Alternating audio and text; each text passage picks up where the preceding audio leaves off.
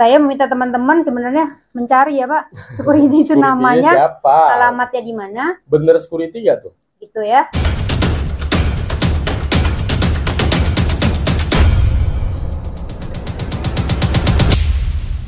Itu sampai hari ini belum kami terima yang by dokumennya ya.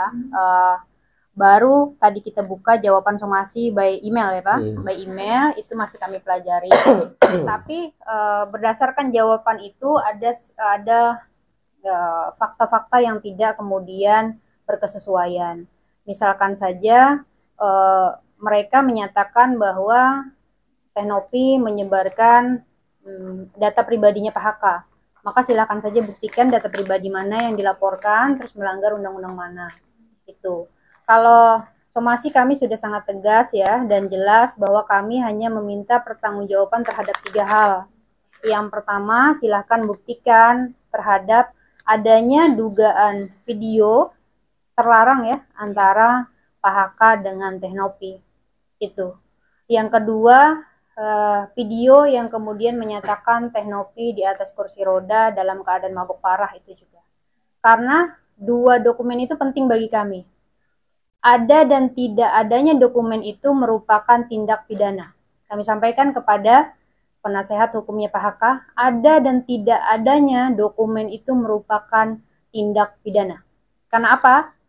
Mendokumentasikan orang lain tanpa izin dan tanpa hak merupakan pelanggaran hukum pidana. Jika memang mereka menyatakan itu ada ya, dan itu sudah dikonfirmasi di media ya, mereka meyakini bahwa itu ada. Jadi nanti di kepolisian silahkan tunjukkan itu kalau berani menunjukkan. Gitu. Tapi kalau tidak ada, justru lebih parah lagi. Artinya memang penggiringan opini untuk menghancurkan Teknopi ya di media yang sedemikian rupa, secara sistematis dan secara terstruktur gitu ya. Kenapa kami sampaikan begini? Karena somasi itu memang langkah hukum yang kami lakukan.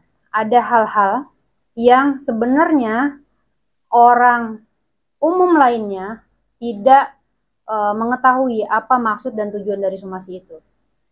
Kami sampaikan maksud dan tujuan somasi itu selain untuk klarifikasi juga memancing pihak sebelah mengeluarkan apa yang mereka miliki. Buktinya, faktanya itu terjadi keluar security yang teman-teman saksikan ya. Security yang kemudian yang sangat hafalnya terhadap kejadian. Sedangkan kejadian itu 3-4 tahun yang lalu. Gitu ya.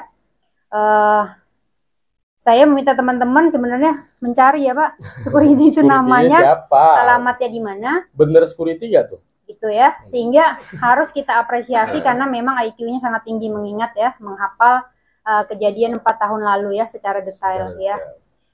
Bahkan muntah-muntahnya ya yang dinyatakan bahwa Teknopi muntah apa segala macam beliau ingat. Tapi selain sisi itu sebenarnya ada, kalau teman-teman melihat itu ada sisi lain yang tidak berkesesuaian yang dikeluarkan oleh saksinya Pak HK, yaitu security itu terhadap pernyataan Pak HK. Salah satunya adalah security itu menyatakan bahwa kamar yang ditempati adalah kamar tempatnya Teteh menyimpan ODGJ yang sedang dalam perawatan. Itu ya, yang pertama.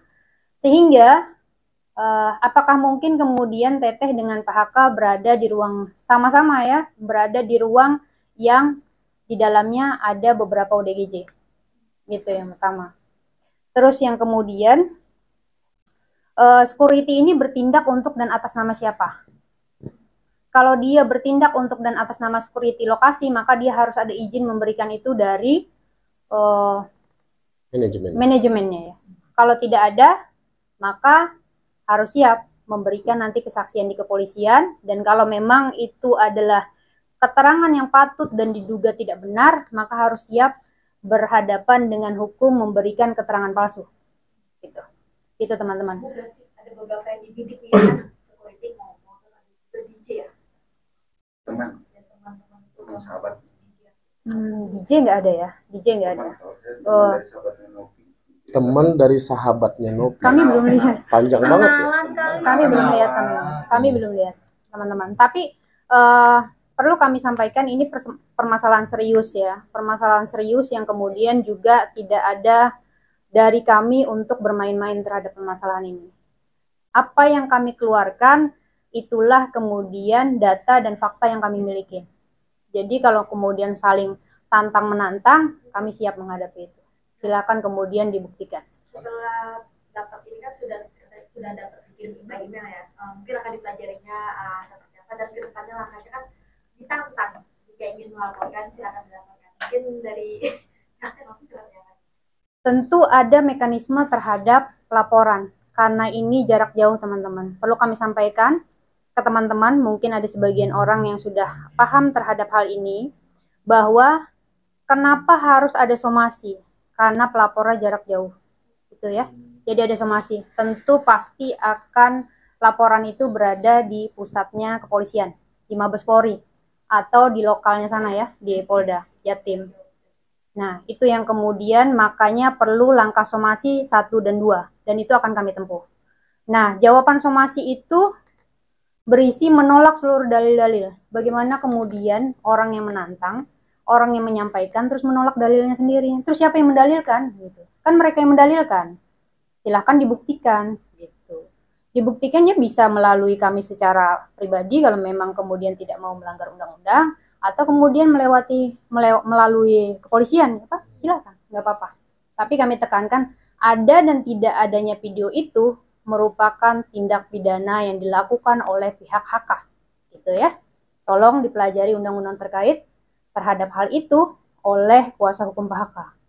Karena mendokumentasikan, menyimpan, apalagi mendistribusikan terhadap PH-nya sendiri, itu merupakan tindak pidana yang ancaman hukumannya di atas 5 tahun penjara.